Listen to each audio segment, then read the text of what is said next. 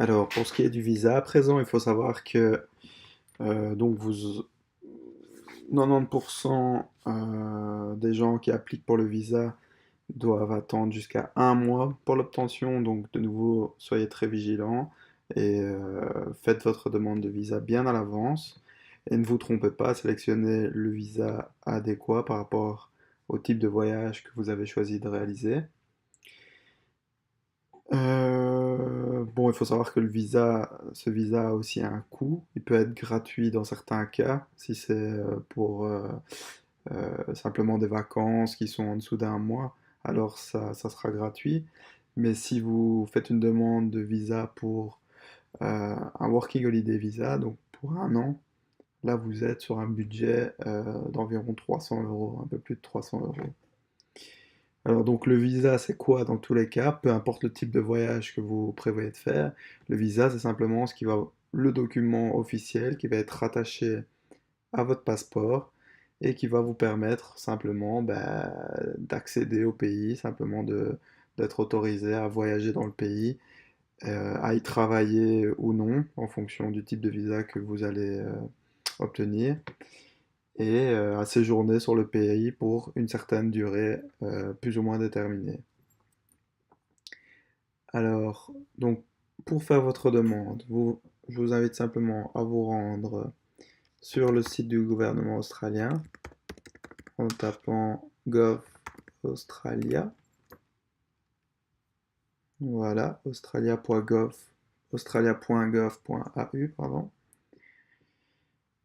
Alors, voilà, l'Australie met clairement directement diverses informations à notre service. Voilà, ce qui nous intéresse, c'est immigration et visa.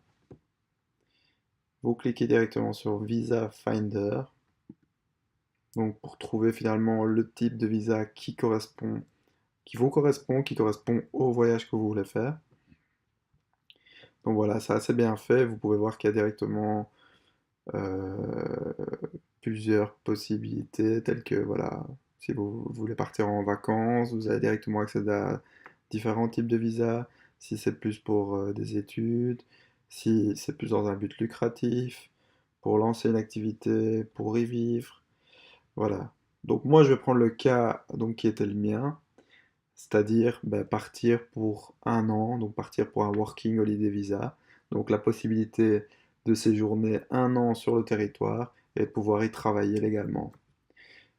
Donc pour obtenir ce visa, donc qui est celui le plus courant, en tout cas dans la communauté francophone, vous allez donc dans Work, il va vous demander quel est euh, le pays lié à votre passeport. Donc moi c'est la Belgique. Votre âge, entre 18 et 30 ans. Car en fonction de votre âge, il y a simplement certains visas qui ne vous seront plus accessibles.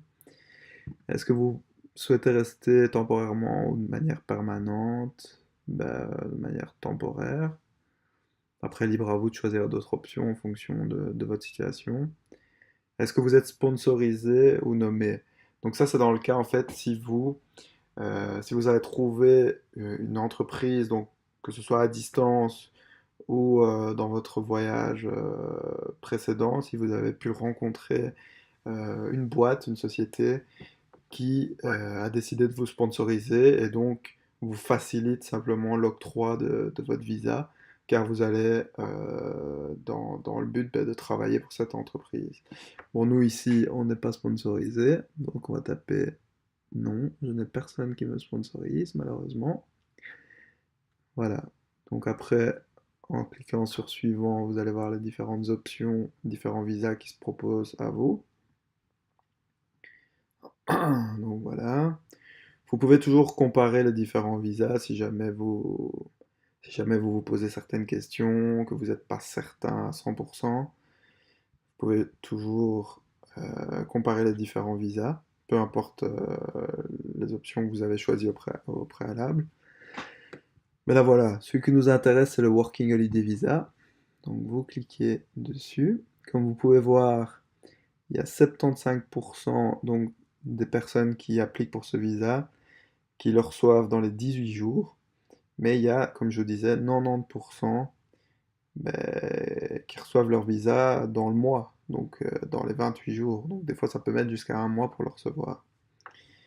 Donc pour ce visa-là, pour le Working Holiday Visa, vous devez être âgé de 18 à 31 ans. Vous cliquez donc sur Appliquer maintenant. Bon, vous avez des termes et conditions, ça je vous invite à acheter un œil. C'est toujours intéressant. Enfin, vous aurez sûrement des réponses à certaines questions en y jetant un œil rapidement.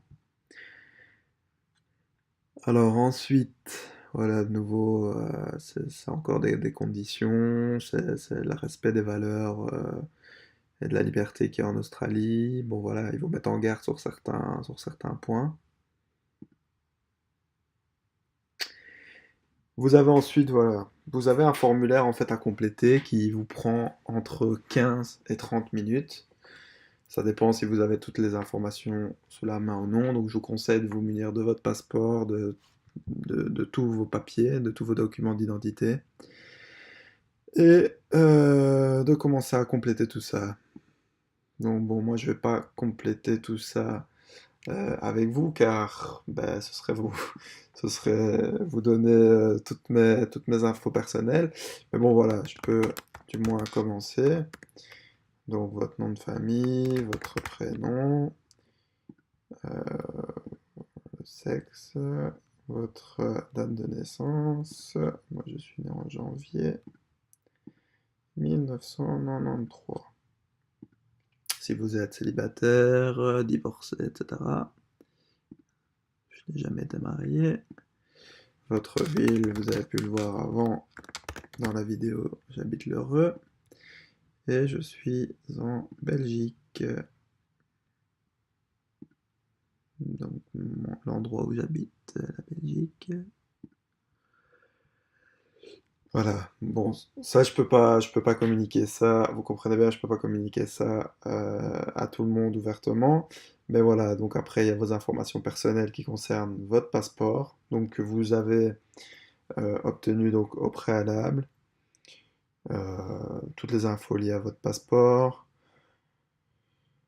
Si vous avez déjà été en Australie ou pas, donc votre numéro, le numéro de votre visa précédent.